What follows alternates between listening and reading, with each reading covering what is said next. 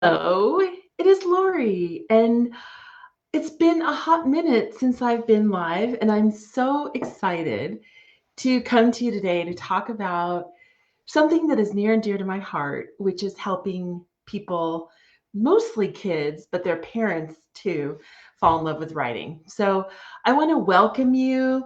Um, I want to take a little sip of some Earl Grey tea. I'm in Southern California and it's a little gray this morning. This afternoon. Um, and so it just feels like an Earl Grey tea kind of day. Um, if you're watching this on the replay, I welcome you. If you're watching it live, I also welcome you. Please feel free to put comments in the chat, ask questions. Let me know what grade your children are in, or if you don't have kids, if you have an interest in writing. This technique is really something that I do with kids, but I also do it in my own life. It helps me become a better writer as well. So I'm really excited to share this with you today. The title of this live is How to Help Your Kids Write Well with 3 Questions. And I want to be really clear that this is a low stress, low drama approach that is super, super useful. It's a very long range strategy, but it's also actually fun and doesn't feel like you're like sitting in the classroom. Um, I want to give you an overview of what I'm going to do. So the first thing I'm going to do is give the technique. All right. I'm going to show you the approach. And then the second thing that I'm going to do is I'm going to demonstrate it for you so you can see it in action. And then I'm going to, oh my gosh, my lovely beloved friend. Hi, Nicolette. Thanks for saying that I'm looking radiant today. I don't even have a filter, man. Okay, there. Okay, there. I got that comment off. There's some things in Be Live that are new now, so I'm not quite sure about them. Nicolette, I'm sure you're looking radiant as well. Okay, so I'm going to show you the technique. I'm going to demonstrate it, and I'm also going to talk about a very cool little bonus freebie that's at the end of this. I want to also be super clear. I am giving you this strategy free. There's no offer at the end of this other than I want you to do this with your children. This is so fun. So let's get started. Going to put some handy dandy slides up here. So we're talking about 3 questions that can help your kids write well. Now, I just want to be really clear that teachers hopefully are trained to teach your kids how to write well, but sometimes we need to supplement if that's not happening the way we're hoping it will in the classroom. That experience is not always a rainbows and unicorn experience. It is often very challenging, very highly, filled with drama when we're trying to help our kids with writing, especially if we don't know how to help our kids with writing. Maybe you don't feel super confident in your writing ability. You might have had a bad experience with writing, whatever, or the mix of your children. I just want to be really clear that I didn't really help my daughter with writing that much. She is a wonderful writer now. These are the techniques I used with her. They're kind of backdoor because it was too drama filled. And so I just want to encourage you that even though I'm a writing teacher, it was hard for me to do, but this one worked. All right. So I want to be really clear that whether you are super comfortable with writing or not, all you really need to know how to do for this technique is to read aloud a book, snuggle with your kid, and talk to them. Okay. We are trying to create a habit. And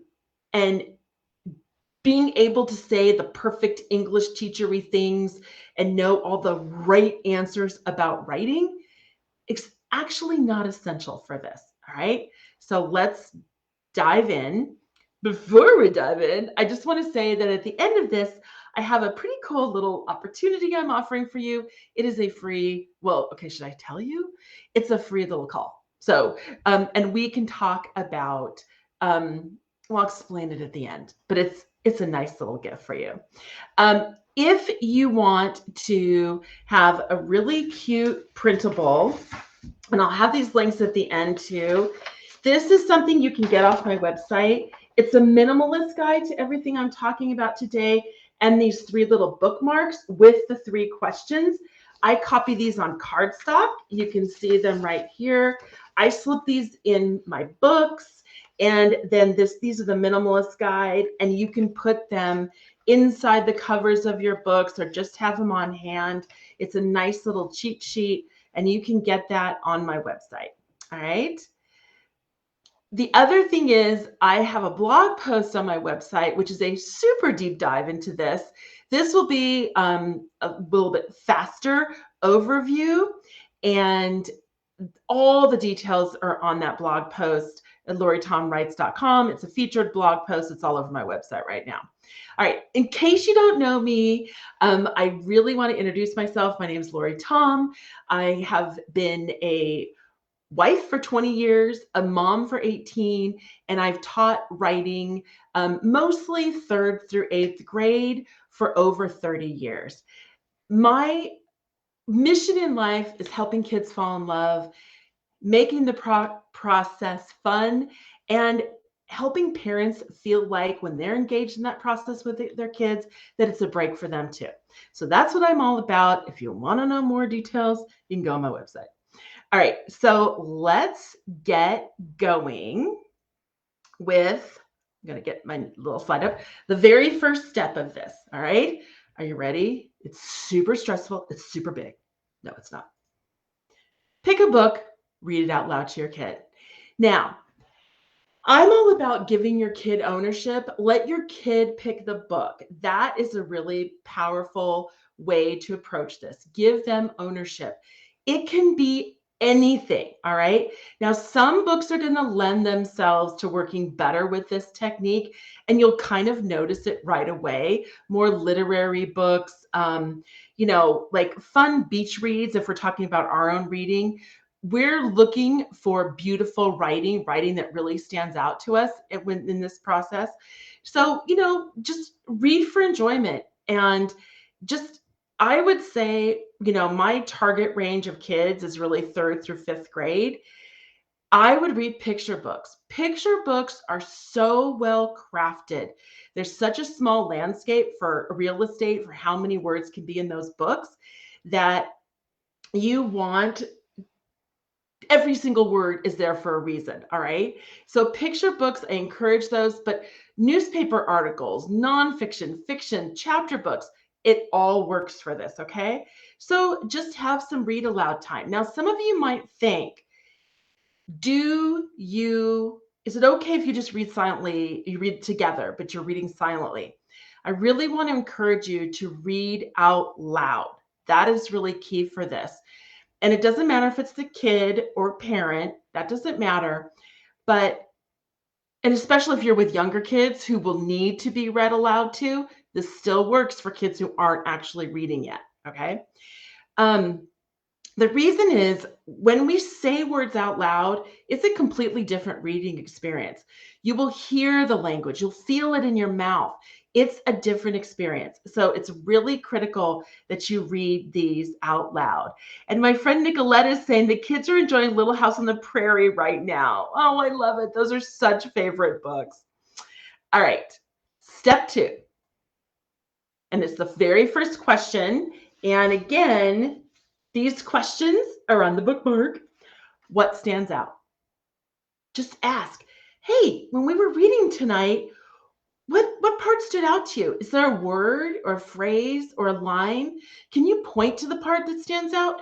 If you're reading with younger kids, they might point to a picture. If you're reading picture books, that's part of the story too. That's the craft of a picture book. And so that can be part of this conversation as well for the pre-readers, pre-writers, okay?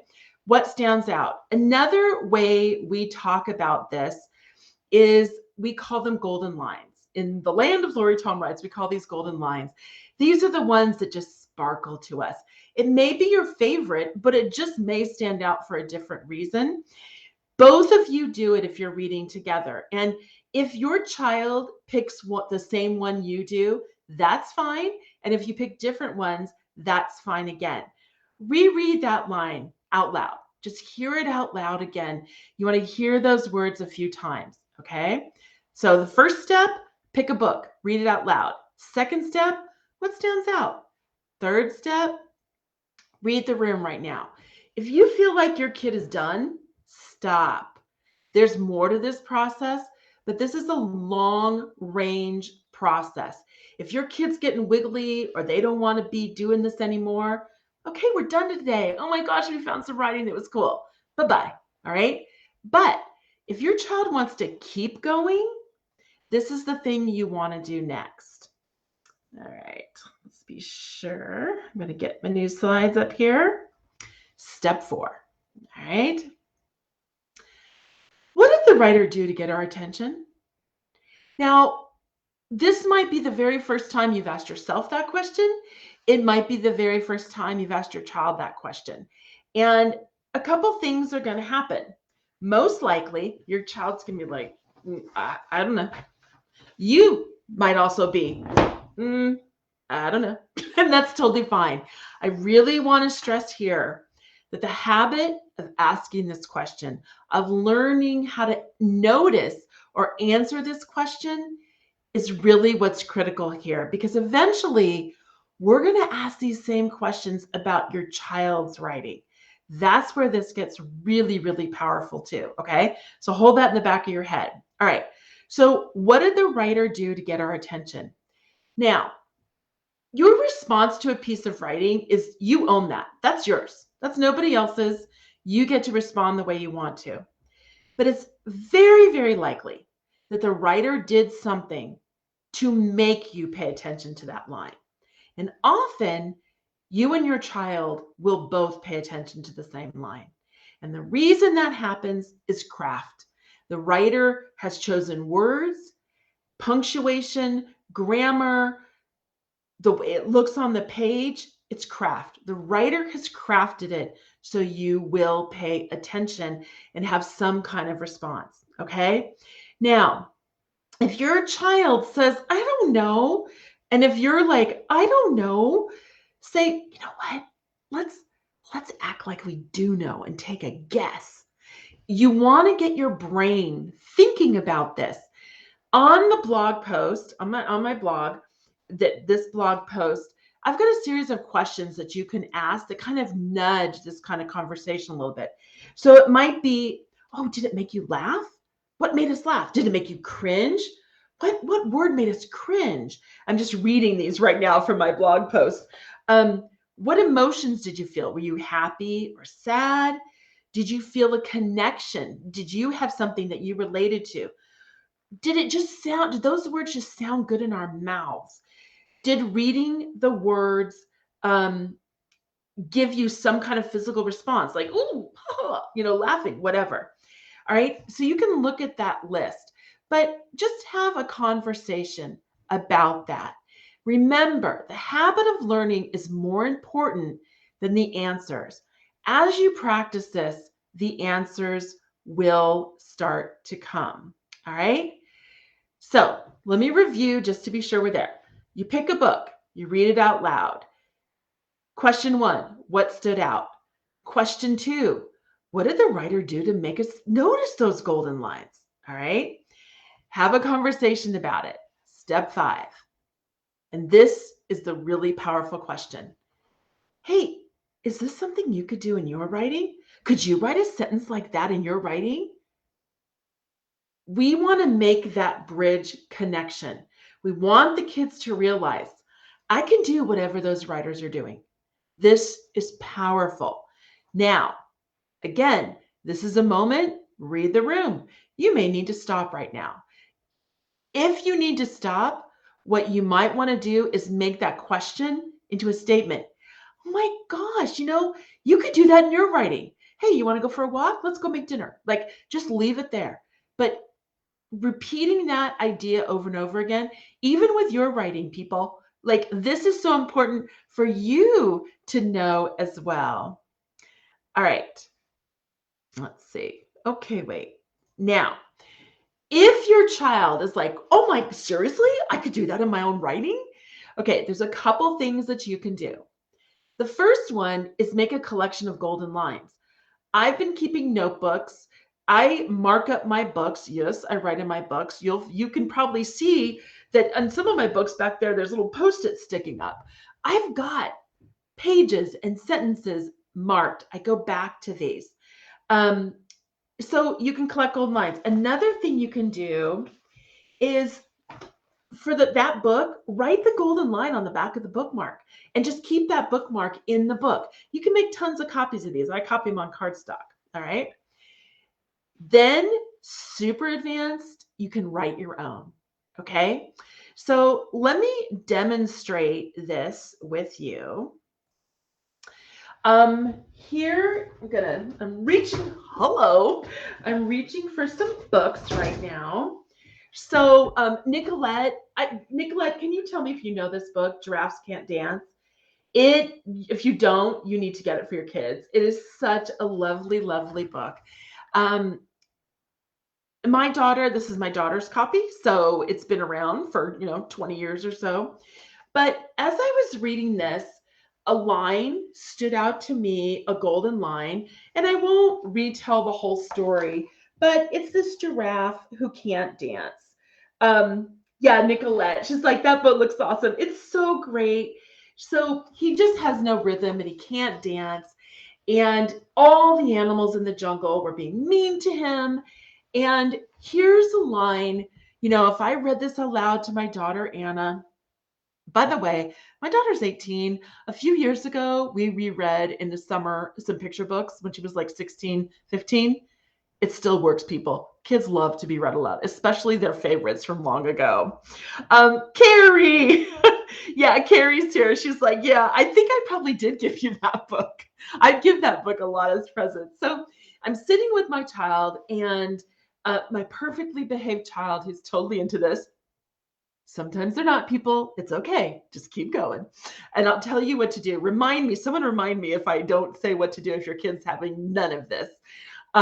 So from Giraffes Can't Dance, the line that stood out to me, and I'm especially attracted to dashes. So he'd never felt so sad before, so sad and so alone. I just love the construction of that sentence. It stresses because it's like so sad again, so sad and so alone. Like he's really, really, really sad, right? But I love the use of the dash there. And by the way, I could do a whole live on using dashes. It's such a great way to tuck in other details about that you want to cram into a sentence, all right?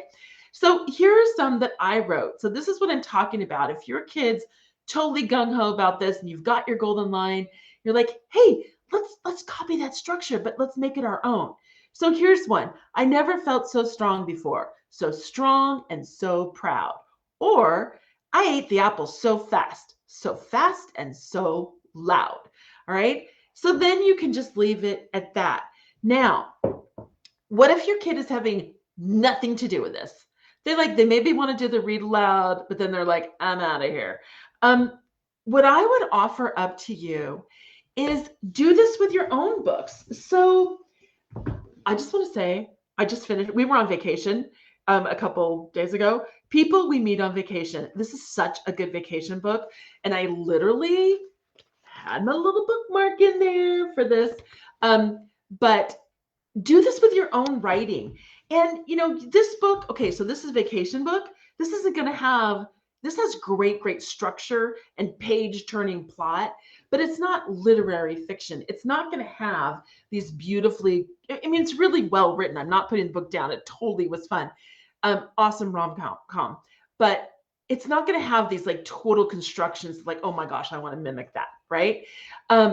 But do it with your own writing. And if you find a book where there's a sentence like, oh my gosh, this is art, mark it yourself. And in casual conversation, like at the dinner table, like, oh my gosh, you guys, I'm reading this book. You would not believe the sentence I found.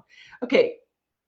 You can play if that works. It did work in our family. And I still think, even if your child wants nothing to do with this, having that kind of conversation, your kids are sponges, they're gonna pick this up.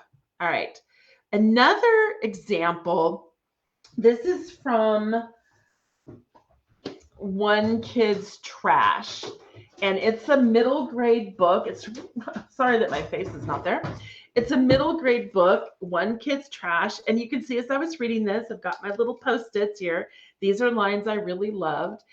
This is middle grade, like 3rd through 5th. Really nice little book. I'm probably going to do a giveaway on that pretty soon.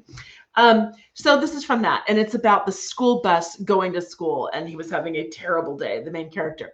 It screeches to a halt in a cloud of exhaust, the little engine that couldn't, and I barely make it before it chugs off again. So I just wrote one of my own. Again, you can see my eyes going toward dashes right now.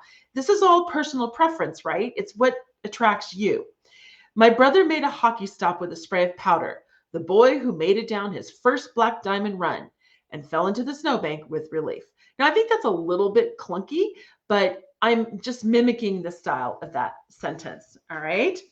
All right. So let's see. I think we'll just keep going here. Step 6. This is big. Repeat it with your child's writing. Oh my goodness, people. So before we get to the summary, what I want to do is give you an example. All right. So this is a kindergartner's writing. Her name is Juliana. And this, you do the same exact thing with your kids' writing. And I picked a kindergartner's writing. This is a pretty advanced kindergartner, I would say. Look at that lovely picture. It's so good. Okay, so I'm going to read it to you. And I will just kind of play like what we're doing. The turtle is swimming deep in the sea, and the sea is dark. The starfish is glowing in the dark sea. There is trash in the sea, by Juliana. All right. So first what I would do is like, oh my gosh, I thank you for letting me read your piece. So Juliana, what's your golden line? What stands out to you? And then I would, we would just have a conversation. Then I would say, oh, can I tell you what the golden line I think it is? And there's 2 things that I really notice here. The turtle is swimming deep in the sea. The deep and the sea, that sounds beautiful. That's got a little internal rhyme in it. Deep and sea, you've got that E sound.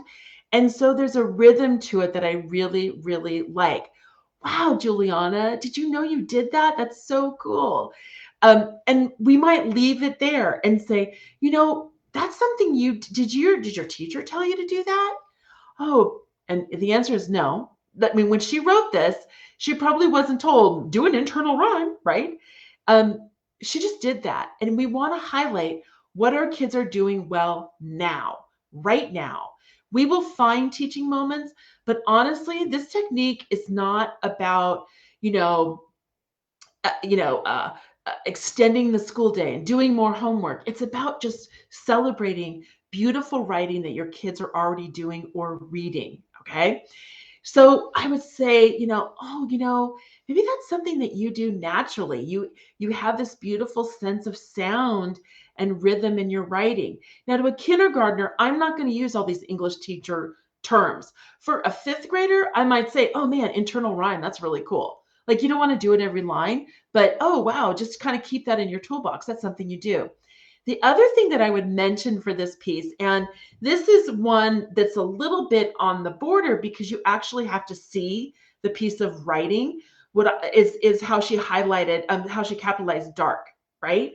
So that is a really strong technique. My guess is she's probably seen it in a book, and she's emphasizing, you guys, it was super dark. It was like capital letter dark, right? Now you wouldn't notice that if she read the piece out loud to you, but it's right there, and I would highlight that. Oh, wow. Is that you saying it's really, really dark? That's cool. You could do that in another piece of writing, so you can see how this kind of works. Now, one other tip before we're wrapping up here, one other thing I would say is I would encourage your kids to read their writing out loud to you. As parents, we tend to see the misspellings. And by the way, this looks like a final draft. I think, do this with rough drafts. Just let them read it to you. You will often hear what stands out to you before you see it on the page, because we tend to see all the mistakes and errors. And that's not what this is about. Okay. It's figuring out what the kids are doing really well right now in their writing. All right. So just to summarize, here's the process.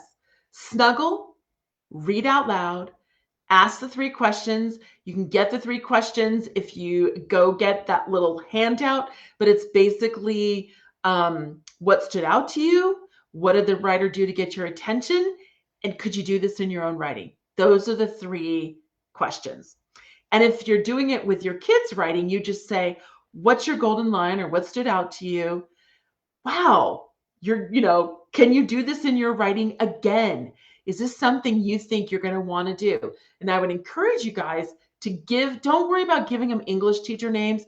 Just do fun names like, oh, this is the deep sea technique, right? The EE deep sea technique, Juliana's EE deep sea technique.